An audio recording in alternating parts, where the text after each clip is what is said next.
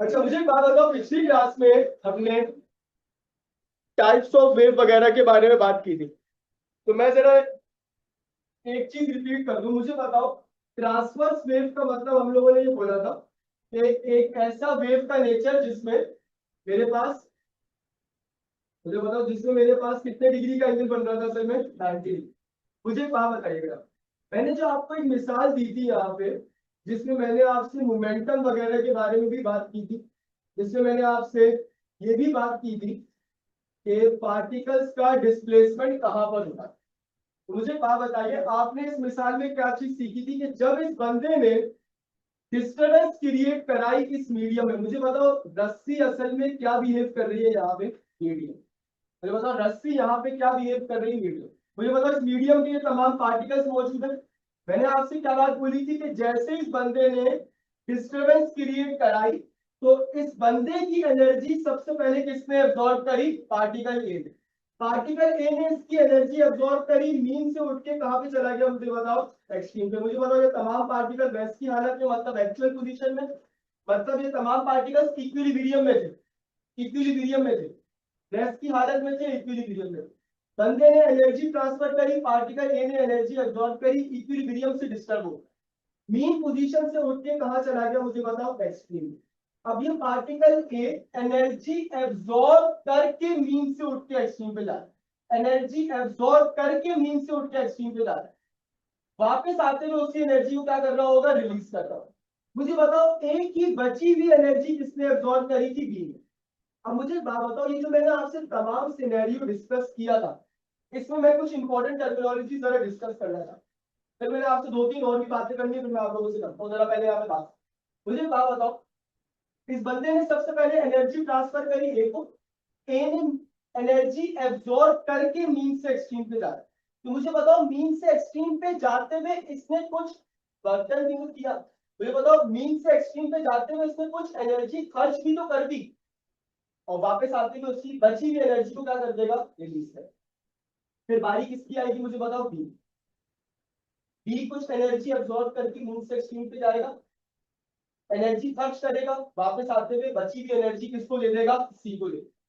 अब मुझे बात बताइए, इस सब सिनेरियो की अगर मैं बात करूं तो मेरी एनर्जी की डायरेक्शन ये, सर हमें कैसे पता एनर्जी की डायरेक्शन, मुझे बताओ, ए की बची हुई एनर्जी बी की तरफ जा रही है, बी की बची हुई एनर्जी किसकी तरफ जा रही है, सी की, तो ये एनर्जी की डायरेक्शन। अब मुझे बताओ, मेरे पार्टिकल्स का जो वाइब्रेटरी मोशन है वो ऐसे, मेरे पार्टिकल्स का जो वाइब्रेटरी मोशन है वो ऐसे हो रहा है। मुझे बताओ, मैंने आपसे लास्ट क्लास में बात बोली थी, पार्टिकल मूव नहीं कर सकता, पार्टिकल ज्यादा से ज्यादा क्या कर सकता है, और इसे क्या कहते हैं, वाइब्रेटरी मोशन।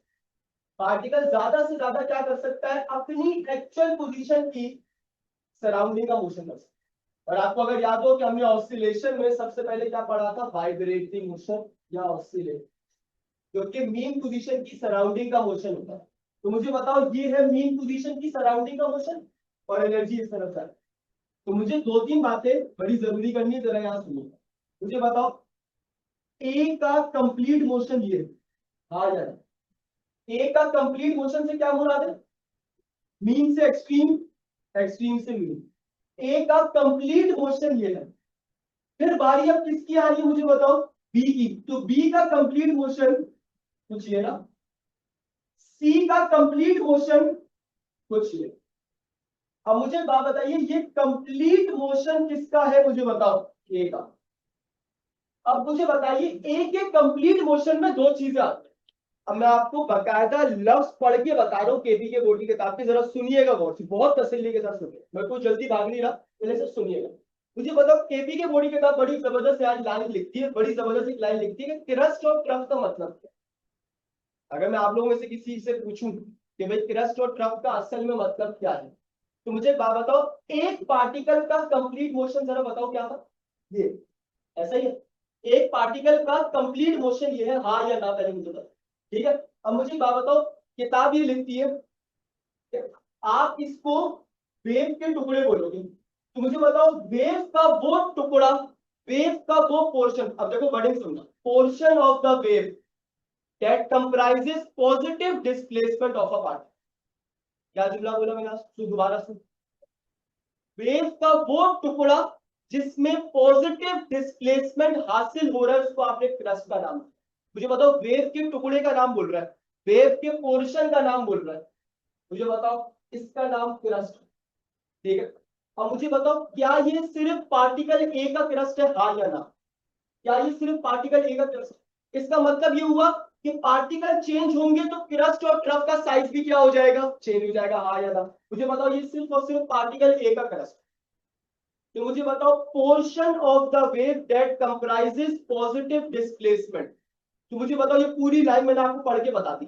अब इस लाइन का मतलब आपने मेरे साथ क्या सीखा कि वेव का वो टुकड़ा जिसमें पॉजिटिव डिस्प्लेसमेंट हासिल हो रहा है, उस टुकड़े का नाम आपने क्या रख दिया, क्रस्ट रख दिया। पहली बात, हाँ या ना, इस बात से इत्तेफाक कर रहे हो?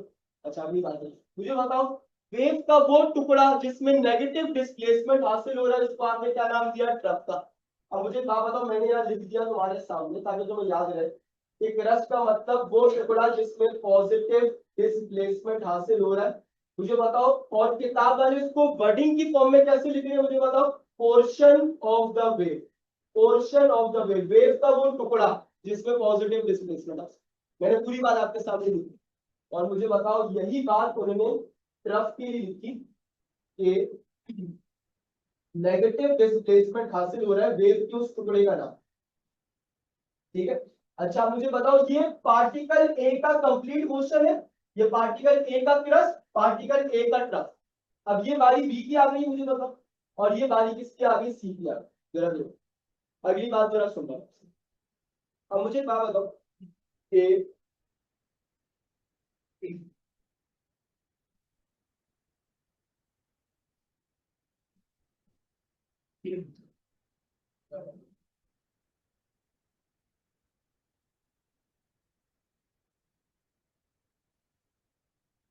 हाँ मैं आगे चल, जरा सुनेगा। अब मुझे एक बात बताओ कि एम्पलीट्यूड का मतलब ऑसिलेशन में भी तुम्हें याद हो, एम्पलीट्यूड का मतलब था मैक्सिमम डिस्प्लेसमेंट। अब मुझे बताओ पार्टिकल ए जो पहला पार्टिकल था उसके क्रस्ट को, मुझे बताओ पहले पार्टिकल के क्रस्ट को और पहले पार्टिकल के ट्रफ को आप लोग किसका नाम दे देते हैं, मुझे बताओ, एम्पलीट्यूड का। सर इस बात का मतलब क्या, सुनो, पहले क्रस्ट में जो डिस्प्लेसमेंट कवर हो रहा है उसका नाम एम्पलीट्यूड। अब जुमला दोबारा से, पहले क्रस्ट में जो डिस्प्लेसमेंट कवर हो रहा है और पूरे टुकड़े का नाम क्रस्ट था। मुझे बताओ क्रस्ट का मतलब एरिया है, वेव का एरिया, उसके अंदर आप मुझे बताओ क्या कवर हो रहा है, डिस्प्लेसमेंट। तो मैं आपसे कह रहा हूं पहले क्रस्ट में जो डिस्प्लेसमेंट कवर हो रहा है उसका नाम एम्पलीट्यूड, पहले ट्रफ में जो डिस्प्लेसमेंट कवर हो रहा है उसका नाम एम्पलीट्यूड। मुझे बताओ पॉजिटिव साइड का, मुझे बताओ नेगेटिव साइड। अब इनके अलावा जो कुछ भी है मुझे बताओ वो सिर्फ और सिर्फ क्या है, डिस्प्लेसमेंट।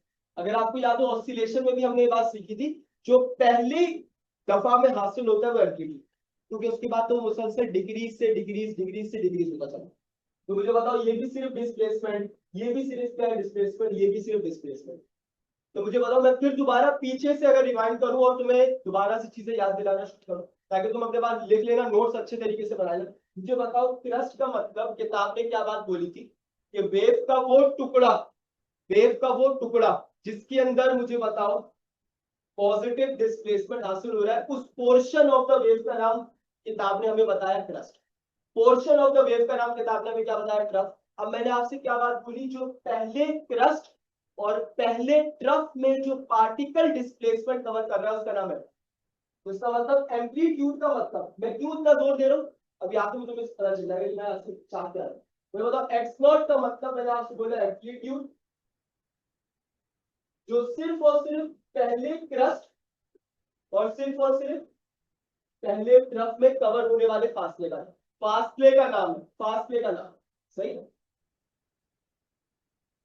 आखिरी बात मुझे बताओ टर्मिनोलॉजी की आखिरी बात ये कि एक चीज अगर आपको याद दिलाओ तो एक चीज होती थी नोड और दूसरी चीज होती थी एंटी नोड। हाँ ना, मुझे बताओ एक चीज होती थी नोड और दूसरी चीज होती थी एंटी नोड। मुझे बताओ नोट और दूसरी चीज एंटी नोट। सही, जरा सुनिए, हर क्रस्ट और हर ट्रफ का मिनिमम पॉइंट नोड है।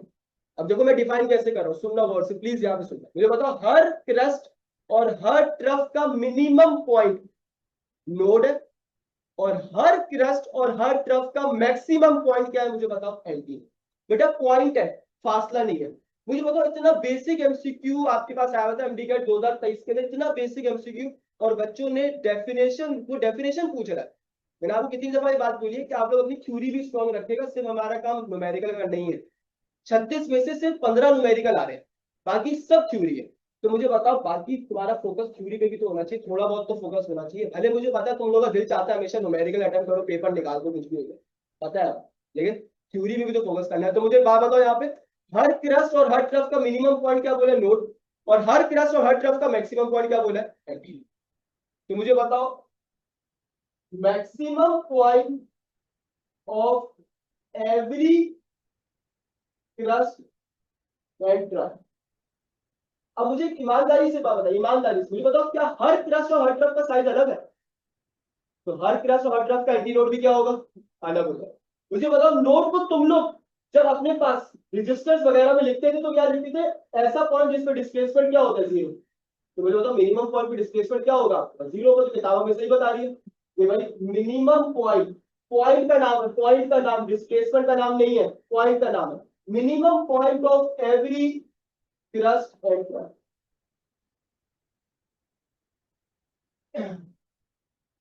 तो मुझे बताओ उसी का नाम बोलते थे आप लोग, ये देखो, ये सारे के सारे पॉइंट नोड है, ऐसे बोलते थे आप लोग। और ये सारे के सारे पॉइंट क्या है मुझे बताओ, एंटी नोड।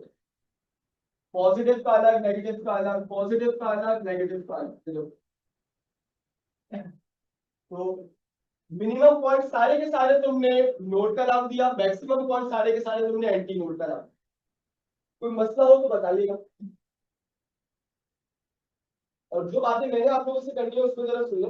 मैंने आप लोगों को, मुझे बताओ, AQ की इंफॉर्मेशन शेयर की थी, ग्रुप पे सुन ली थी, सही है। अब उसके बारे में एक दो बातें जरा सुन लीजिए। पिछले साल, मैं यहाँ पे जरा बता रहा हूँ, यहाँ पे अपने पास सुन लीजिएगा और याद रखिएगा। पिछले साल AQ का, पिछले साल का मतलब जो बैच गुजरा है इसके अंदर AQ का जो पैटर्न पेपर होता है वो चेंज हुआ है, ठीक है। सुन ले, पहले अपनी पूरी बात सुन लीजिएगा, फिर भले को कॉपी कर लीजिए। मुझे बताओ पिछले साल पैटर्न पेपर चेंज हुआ है। मुझे बताओ, मैंने आप लोगों से वॉइस नोट में भी बोला कि कितने एमसीक्यूज होते हैं, 100 और टाइम कितना होता है आपके पास, 120 मिनट, सही।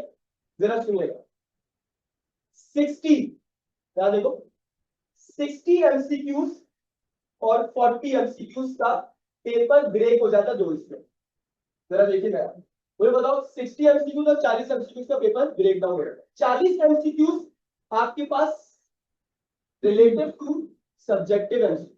सब्जेक्टिव का मतलब 40 को ब्रेक डाउन करो तीन में, तो मुझे बताओ 14 एमसीक्यूज बायो, अभी अपने पास लाजमी आ रहा है, तो मतलब 14 एमसीक्यूज बायो के, 13 एमसीक्यूज फिजिक्स के, और 13 एमसीक्यूज केमिस्ट्री के।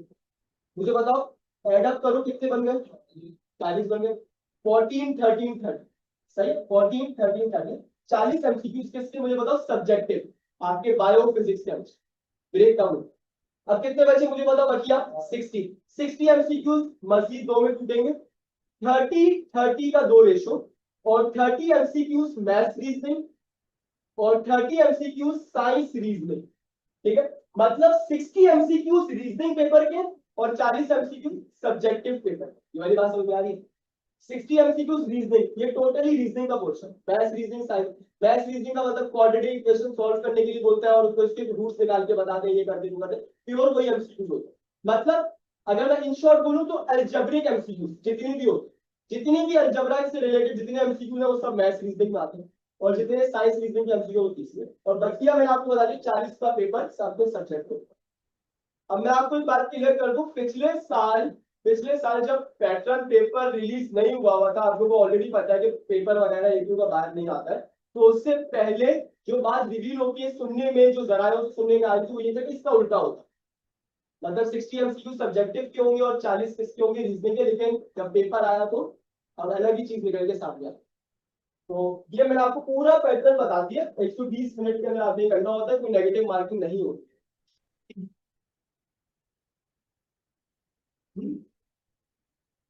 नहीं होती, 2 साल से नहीं होती।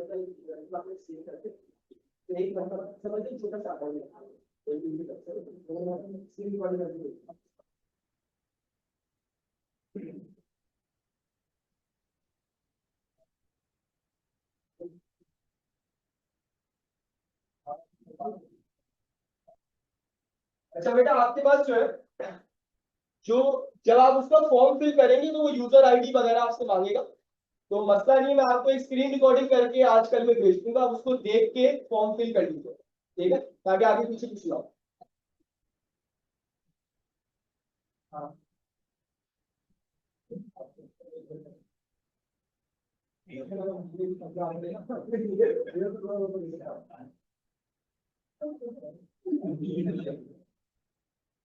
बेटा,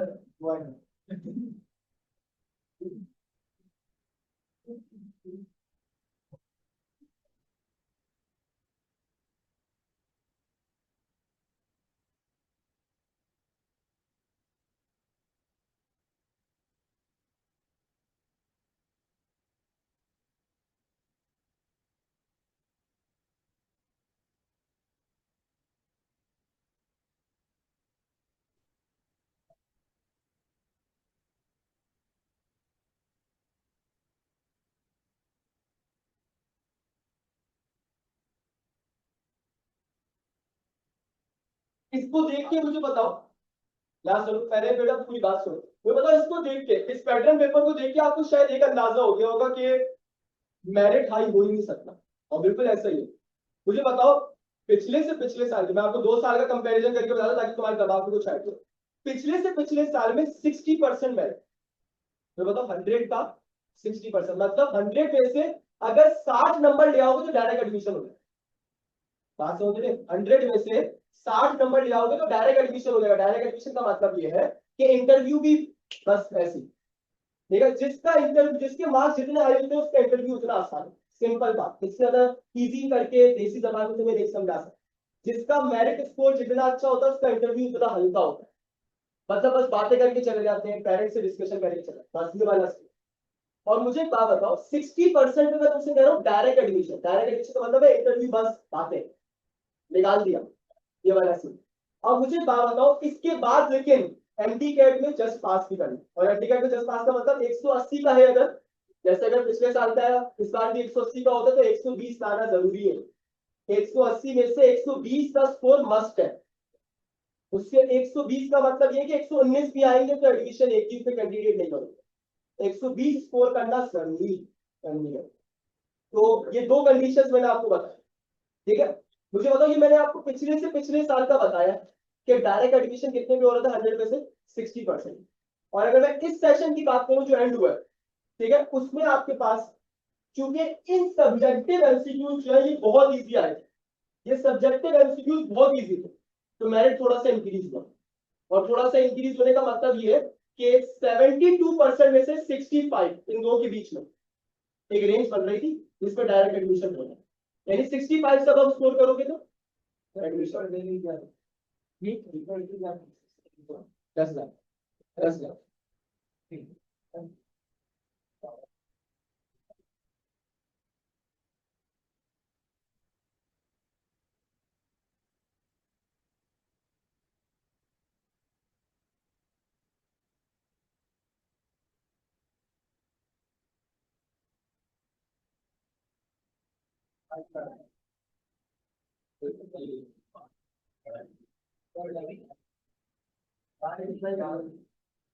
40,00,000 करीब बजट होता है,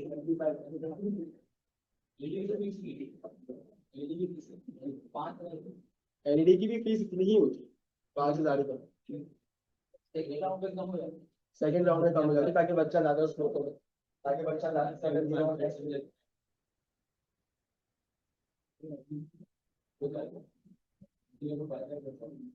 कौन सी चीज होगा नहीं डिपेंड नहीं लगा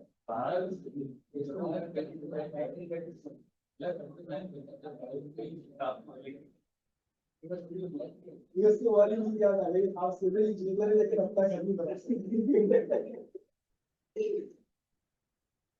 अपना घर वो वाला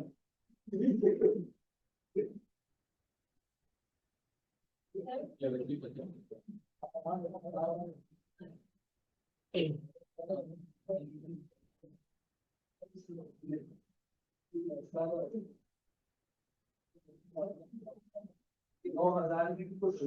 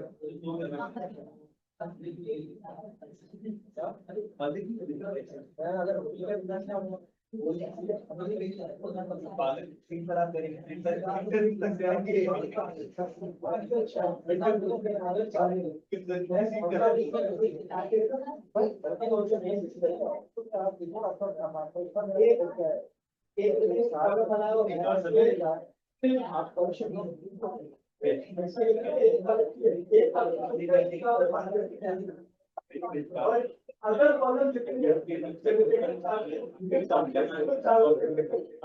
बड़ा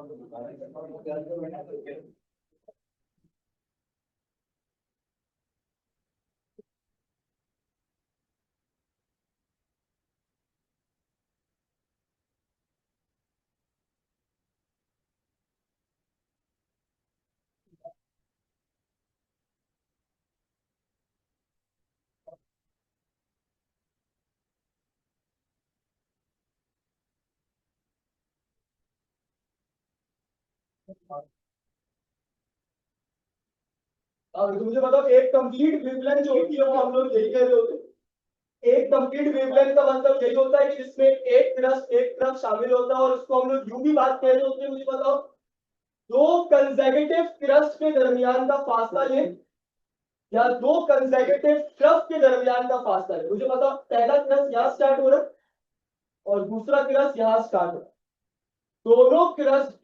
दोनों कंसेक्यूटिव क्रस्ट के दरमियान का फासला आपने क्या डिफाइन कर रहे होते हैं? वेवलेंथ। मुझे बताओ, वेवलेंथ का मतलब आप लोग ये बोल रहे होते हैं कि जिसमें एक कंप्लीट पार्टिकल का मोशन शामिल हो। बोलो हाँ यार। मुझे बताओ, कितने सारे जरियों से इसको डिफाइन कर रहे होते हैं? किताब वाले, एक कंप्लीट पार्टिकल का मोशन। एक कंप्लीट पार्टिकल का मोशन नहीं सकता, मुझे बताए। एक कंप्लीट पार्टिकल का मोशन नहीं सकता, मुझे बताए, जिसमें एक कंसेक्यूटिव क्रस्ट से लेकर दूसरे कंसेक्यूटिव क्रस्ट तक का डिस्टेंस। मुझे पता, इसको आपने वेवलेंथ का नाम दिया। अब अगर मैं आपसे पूछूं कि भाई इस कंप्लीट वेवलेंथ के अंदर मुझे अगर फासला निकालना है,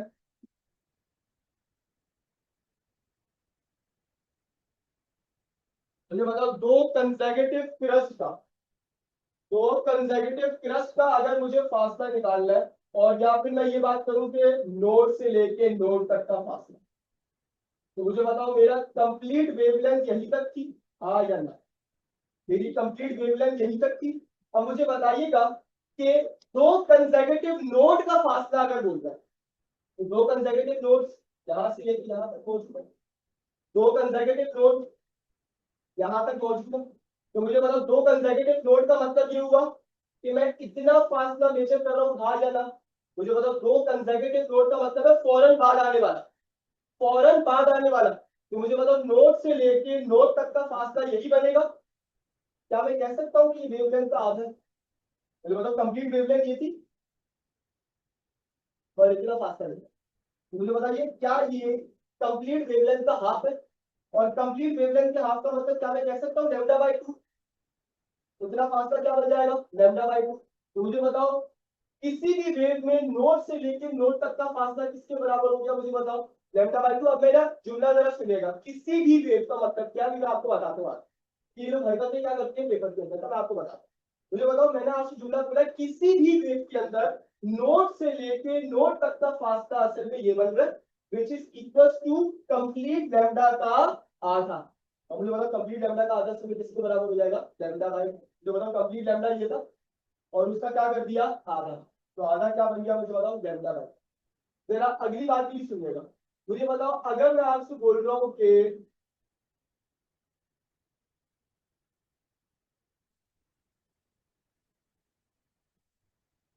अब ऐसे में मुझे बताओ, ये नोड था, ये भी नोड था, ये भी नोड था, और बीच में कौन आ गया? मुझे बताओ, एंटी नोड। जो बताओ, ये पूरा था वेवलेंथ, और इस बार आप लोग मुझे बताइए, यहां से लेके यहां तक नहीं, बल्कि उसका भी आधा तक है। अब मुझे बताइए, आपके पास बिल्कुल ऐसा ही है, सही कह रहे हैं आप लोग। मुझे बताओ, ये लैम्डा बाय 2 था कंप्लीट फासला, ये कंप्लीट फासला किसके बराबर था? मुझे बताओ, लैम्डा बाय 2 के। आप उसका भी क्या कर रहे हैं? आधा कर रहे हैं। फिर बताओ, इसका भी आधा कर देंगे। तो अब ये फासला मुझे बताओ सिर्फ किसके बराबर हो जाएगा? Lambda by 4। मुझे बताओ, लैम्डा बाय 2 का भी क्या कर दिया आपने? हाफ। लैम्डा बाय 2 ये था, इसका भी क्या कर दिया? हाफ कर दिया। तो मुझे बताओ ये किसके बराबर हो जाएगा, लैम्डा बाय 4। मुझे बात बताइएगा, ये था लैम्डा बाय 2, नोड से लेके नोड तक का फासला। मुझे बताओ आपने नोड से लेके नोड तक के फासले को भी आधा कर दिया तो वो क्या बन गया असल में, लैम्डा बाय 4। अब आखिरी पॉसिबिलिटी एंटी नोड से एंटी नोड।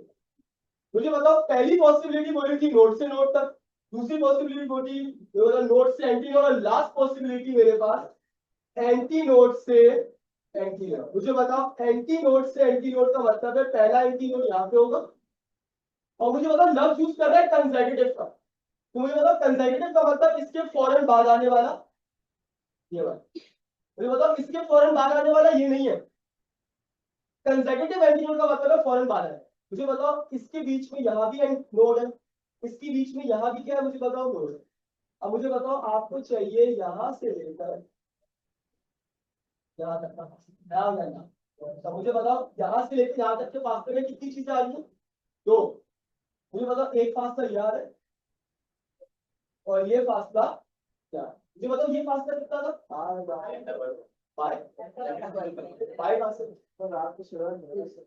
Lambda by 4। और ये भी क्या है मुझे बताओ, लैम्डा बाय 4।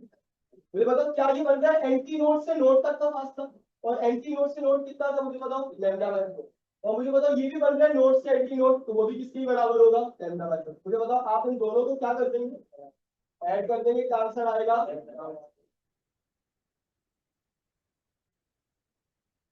तो मुझे बताओ तमाम वेव्स के लिए ऐसा ही है, मुझे बताओ तमाम वेव्स के लिए ऐसा ही है। मैं आप लोगों से क्यों बार बार जुमला यूज कर रहा था, ये मैं हर तमाम वेव्स की बात कर रहा हूँ इस वजह से कि मुझे बताओ खामा में बच्चे को कंफ्यूज करने के, बच्चा उधर ऑलरेडी वैसे इतना कंफ्यूज होगा। डायग्राम देके बोल रहा है इस डायग्राम में बताएं नोड से एंटी नोड कितना है, इस डायग्राम में बताओ। मुझे बताओ डायग्राम किस चीज की होगी, वेव की होगी। और मुझे बताओ बच्चा खामा सोचेगा। तो मुझे बात बताओ, मैंने आपसे बोला जो कॉमन पॉइंट्स है, मुझे बताओ कॉमन पॉइंट्स का मतलब नोड से नोड कॉमन है, दोनों सेम पॉइंट्स। मुझे बताओ एंटी नोड से एंटी नोड सेम पॉइंट है, सेम पॉइंट का डिस्टेंस हमेशा लैम्डा बाय, सेम पॉइंट का डिस्टेंस हमेशा क्या होगा मुझे बताओ, लैम्डा बाय।